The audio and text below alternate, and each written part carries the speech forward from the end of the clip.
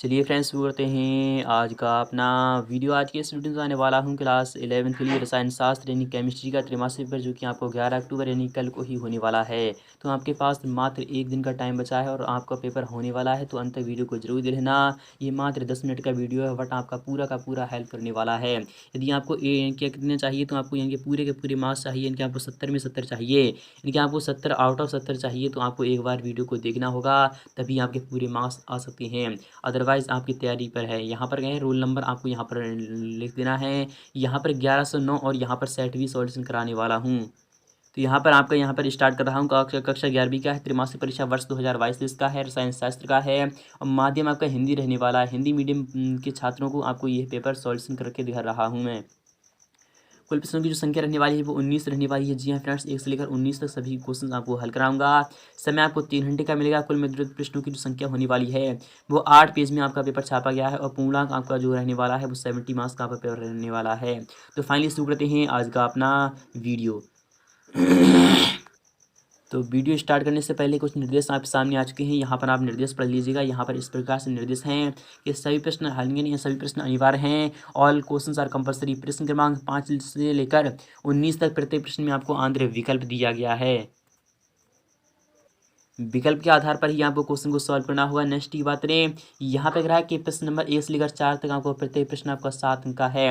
वह प्रत्येक प्रश्न पर आपको 1 अंक निर्धारित किया गया है। और थर्ड वाला है कि प्रश्न नंबर 5 से लेकर 12 तक प्रत्येक प्रश्न के लिए आपको 2 अंक निर्धारित किया गया है। प्रत्येक प्रश्न उत्तर के लिए आपको लगभग शब्द सीमा आपकी यानी 30 शब्द रहनी चाहिए। इसी प्रकार चौथा है प्रश्न नंबर 13 से लेकर 16 तक प्रत्येक प्रश्न आपका 3 अंक का रहने वाला है।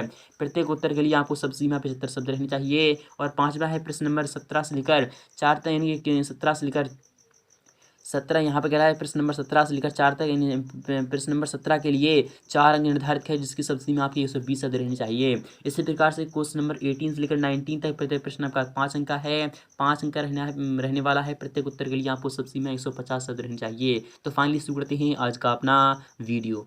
तो आपके सामने आपका पहला वाला क्वेश्चन आ चुका है, जो कि इस प्रकार से रखा जाएगा। यह क्वेश्चन आपका 7 मार्क्स आपको दिलाने वाला है। यहाँ पर कह रहा है सही विकल्प चुनकर आपको लिखना है। डी ब्रॉगली यानी डी ब्रॉगली समीकरण क्या होती है, तो डी ब्रॉगली समीकरण है तो क्या है, डी ब्रॉगली ने क्या बताया था कि जो इनकी तरंगदैर्घ्य जो होती है वो एच अपॉन इनकी संवेग का क्या होती है, इनके आपको क्या होता है, तो संवेग का क्या होता है, तो व्युत्क्रमानुपाती होता है। इस प्रकार से आपको लिख देना है। जहाँ पर एच क्या है, प्लांक नियतांक है, और यहाँ पर एम सी क्या है, तो यह तो आपको इनके वेग हो जाएगा, क्योंकि यहाँ पर एम जो है द्रव्यमान है और सी आपका वेग है। नेक्स्ट बात में, नेक्स्ट वाला भी क्वेश्चन आपका मोस्ट इंपोर्टेंट है। यहाँ पर किस प्रकार से कह रहा है आपको देख लेना है। यहाँ पर सेकंड वाला क्वेश्चन मोस्ट इंपोर्टेंट रहने वाला है कि आधुनिक आवर्त सारणी में कितने वर्ग होती हैं। आधुनिक आवर्त सारणी हो या फिर पहले की आवर्त सारणी, दोनों में आपको कन्फ्यूजन नहीं होना है। पहले में कितने होते हैं आपको बताना है। फिलहाल की आवर्त सारणी की अगर बात करें तो इसमें 18 वर्ग होते हैं। यहाँ पर बात करें कि प्रदूषण रहित ऊर्जा का स्रोत कौन सा है, तो प्रदूषण रहित ऊर्जा का स्रोत क्या जीवाश्म ईंधन है, तो नहीं, जीवाश्म ईंधन पे तो प्रदूषण होता है, इसलिए आपको ये तो रॉन्ग हो जाएगा। गैलोसिन में भी होता है, गैसोलीन में भी होता है, नाभिकीय ऊर्जा में भी होता है, बट सूर्य में कभी भी कोई प्रदूषण नहीं होता है। इसलिए प्रदूषण रहित जो ऊर्जा का स्रोत है वो सूर्य ही है। यहाँ पर क्वेश्चन 4 की बात करें कि आधुनिक आवर्त सारणी में कितने वर्ग होते हैं। आधुनिक आवर्त सारणी में कितने वर्ग होते हैं, आधुनिक आवर्त सारणी में वर्ग की बात हो रही है यहाँ पर। तो आधुनिक आवर्त सारणी में कितने होते हैं, तो आपके इनके 18 वर्ग होते हैं। आपको पता होगा सारणी में कितने वर्ग होते हैं। यहाँ पर कुछ और ही पूछना चाह रहा है, तो फिलहाल के जो इसका आंसर हो जाएगा वो कौन सा हो जाएगा, आपको कमेंट सेक्शन में लिख देना होगा। यहाँ पर बात करें कि जल में इनके यहाँ पर क्या क्या कह रहा है आपको देखना है। पांचवा क्वेश्चन मोस्ट इंपोर्टेंट है कि जल का सबसे यानी कि अधिक घनत्व किसका होता है, कहाँ होता है, तो 4 डिग्री सेल्सियस पर होता है। ऑक्सीकारक पदार्थ क्या है, क्या न्यूट्रॉन ग्राही है, इलेक्ट्रॉन दाता है, यानी ऑक्सीकारक पदार्थ यानी कि इलेक्ट्रॉन दाता। हाँ जी हाँ फ्रेंड्स, आपको सिंपली आपको क्या करना है, जिसकी यानी कि इलेक्ट्रॉन निकलने की क्षमता को हम क्या कहते हैं, ऑक्सीकरण की अभिक्रिया कहते हैं। इथाइल एल्कोहल का IUPAC नाम क्या है, इथाइल एल्कोहल का जो IUPAC नाम है वो एथनॉल है। यहाँ पर सेकंड वाला क्वेश्चन की बात करें तो इसमें इंपॉर्टेंट रहने वाला है। यहाँ पर सेकंड वाला क्वेश्चन क्या कह रहा है आपको देख लेना है और समझना है। यहाँ पर सेकंड वाला क्वेश्चन क्या कह रहा है आपको देख लेना है, रिक्त स्थानों की आपको पूर्ति करना है। पहला वाला क्वेश्चन है कि बोर मॉडल की इनकी विफलता का कारण कौन सा है, तो बोर मॉडल की विफलता का कारण कौन सा है आप यहाँ पर देख लीजिएगा। आपके जो आंसर हैं वो इस प्रकार से रखे गए हैं। तो आपको सिंपली यहाँ पर बोर मॉडल की जो विफलता का जो कारण है वह उसने क्या बताया था, तो बोर मॉडल ने इनकी नाभिक का निर्धारण नहीं कर पाए थे वो, इसलिए आपको क्या करना है, आपको नाभिक लगा देना है। सेकंड वाले की बात करें तो तत्वों के गुणों की यानी क्रमवी पुनरावृत्ति को हम तत्वों क्या कहते हैं, आवर्तिता कहते हैं। क्या कहते हैं, आवर्तिता। आपको सिंपली यहाँ पर क्या लगा देना है, तो आवर्तिता लगा देना, यही आपका आंसर रहने वाला है। जल अनुरेस में संकरण होता है, जल अणु में संकरण होता है वो क्या होता है, sp3 संकरण होता है। क्या होता है, sp3 संकरण होता है। इसी प्रकार से फोर्थ वाला क्वेश्चन है कि हाइड्रोलिक का सूत्र क्या होता है। हाइड्रोलिक का जो सूत्र होता है कैल्शियम ऑक्साइड को ही हम हाइड्रोलिक कहते हैं। कैल्शियम ऑक्साइड को कहते हैं, यानी कि CaO आपको लिख देना है। यहाँ पर है कि परावैंगनिक प्रकाश जो होता है ड्रग्स के लिए उत्तरदायी है। किसके लिए उत्तरदायी है, हम देख लेते हैं। परावैंगनिक जो प्रकाश है वो किसके लिए उत्तरदायी है, तो परावैंगनिक प्रकाश किसके लिए उत्तरदायी है, आपको वो कमेंट सेक्शन में लिख देना होगा। तो फिलहाल के परावैंगनिक प्रकाश जो होता है वो किसके लिए उत्तरदायी है, आपको वो लिखना है। इसी प्रकार से बात नेक्स्ट वाले क्वेश्चन की, इलेक्ट्रॉन ग्रहण करने की अभिक्रिया कहते हैं। इलेक्ट्रॉन ग्रहण करने की अभिक्रिया को हम अपचयन रिडक्शन कहते हैं। आपको सिंपली यहाँ पर अपचयन लगा देना है। इलेक्ट्रॉन युग्म प्रदान करने वाली अभिक्रमण ड्रग्स कहलाता है, तो क्या कहलाता है, लुईस क्षार कहलाता है। क्या कहलाता है, तो लुईस क्षार कहलाता है। आपको सिंपली यहाँ पर लुईस क्षार लगा देना है। इसी प्रकार से नेक्स्ट की बात करें तो नेक्स्ट वाला भी क्वेश्चन आपका इंपॉर्टेंट रखने वाला है। यहाँ पे क्या है, एक शब्द में आप या फिर एक वाक्य में आपको उत्तर देना होगा, और यह क्वेश्चन भी आपका 7 मार्क्स आपको दिलाने वाला है। यहाँ पे क्या है, डी ब्रॉगली समीकरण क्या है, जैसे कि अभी आपको बताया था ऑब्जेक्टिव में भी यही क्वेश्चन पूछा गया था, और एक शब्द या फिर एक वाक्य में भी यही क्वेश्चन पूछा गया था। तो डी ब्रॉगली जो समीकरण है वो क्या है, तो आपको सिंपली यहाँ पर क्या लिखना है, तो लैम्डा इक्वल टू क्या होता है, H/mc होता है। क्या होता है, H/mc होता है, यही यहाँ पे डी ब्रॉगली समीकरण है। सिंक क्या है, तो सिंक को हम क्या कहते हैं, रिफ्रेश कहते हैं। क्या कहते हैं, रिफ्रेश कहते हैं। आपको सिंपली यहाँ पर रिफ्रेश लगा देना है। यहाँ पर आते हैं उत्कृष्ट गैसों की इलेक्ट्रॉन बंधुता क्या होती है। उत्कृष्ट गैसों की जो इलेक्ट्रॉन बंधुता होती है वो कितनी होती है, तो शून्य होती है। आपको सिंपली यहाँ पर क्या लगा देना है, तो शून्य लगा देना है।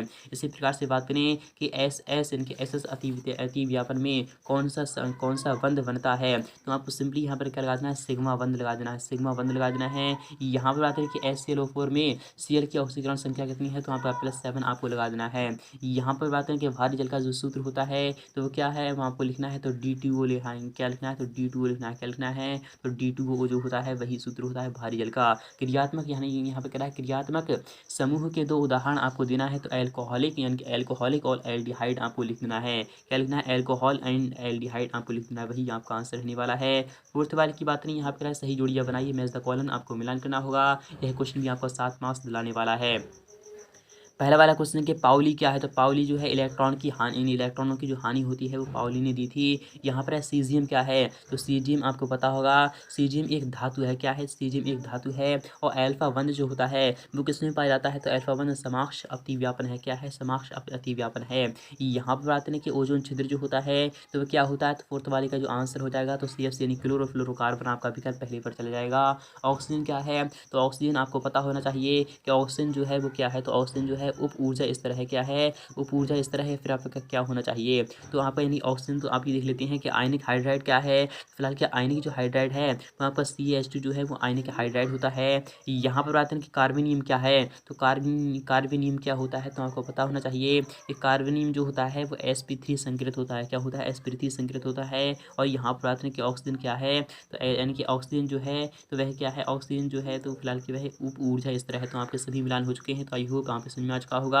ये भी आप 7 मार्क्स में बिल्कुल ही क्लियर हो चुके हैं। यहाँ पर 5वें क्वेश्चन की बात करें तो इस प्रकार से रखा गया है, कार्यफलन किसे कहते हैं। कार्यफलन के बारे में आपको बताना है, यह अथवा में है कि देहली आवृत्ति क्या होती है, H/μ0 जो होता है उसे हम देहली आवृत्ति कहते हैं। क्या कहते हैं, देहली आवृत्ति कहते हैं। देहली आवृत्ति जो होती है इसी को हम H/μ0 को हम देहली आवृत्ति, म्यू0 को जो हम कहते हैं यहाँ पर वो देहली आवृत्ति कहते हैं। क्या कहते हैं, तो इक्वल जो होता है आपका, इक्वल जो होता है आपको सिंपली आपको पता होना चाहिए कि H यानी कि H/μ होता है और माइनस का H/μ0 होता है। क्या होता है, H/μ0 होता है। इसी से हम यानी कि जो म्यू0 की जो वैल्यू निकालते हैं वही यहाँ पर देहली आवृत्ति होती है। और कार्यफलन क्या होता है, तो कार्यफलन आपको ये वाला होता है। आप इसके बारे में बता देना है या फिर दोनों में से एक के बारे में आपको बताना है। अथवा वाले की बात नहीं, यहाँ पे क्वेश्चन में इसकी बात करें कि मेंडलीव का आवर्त नियम क्या होता है, कि सभी वर्ग जो होते हैं वो आवर्ती फलन होते हैं। इस प्रकार से आपको डिफाइन कर देना है। अथवा वाले की बात करें डॉबराइनर का त्रिक नियम क्या है, डॉबराइनर का त्रिक नियम इस प्रकार से कहता है कि प्रत्येक परमाणु का जो हम इनके क्या लिखते हैं, जब हम इलेक्ट्रॉन विन्यास लिखते हैं तो सबसे पहले इनके एक इलेक्ट्रॉन उसमें प्रवेश करता है। इनकी जो खंड होते हैं, इनके जो डिब्बे होते हैं, जो बॉक्स होते हैं, पहले एक-एक करके आपका इन्हें भरा जाता है। फिर उसके बाद जो बचे हुए होते हैं वो आपके उनकी एंटी क्लॉकवाइज भरे जाते हैं। इस प्रकार से डॉबरनेर का तर्क नियम होता है, आपको वो लिख देना है। यहाँ पर बात है 7वें क्वेश्चन की। यहाँ पर कह रहा है कि अवंत कोटि को आपको परिभाषित करना होगा। यह क्वेश्चन आपका 2 मार्क्स का रहने वाला है। अथवा क्वेश्चन है कि द्विध्रुव आघूर्ण से क्या समझते हैं,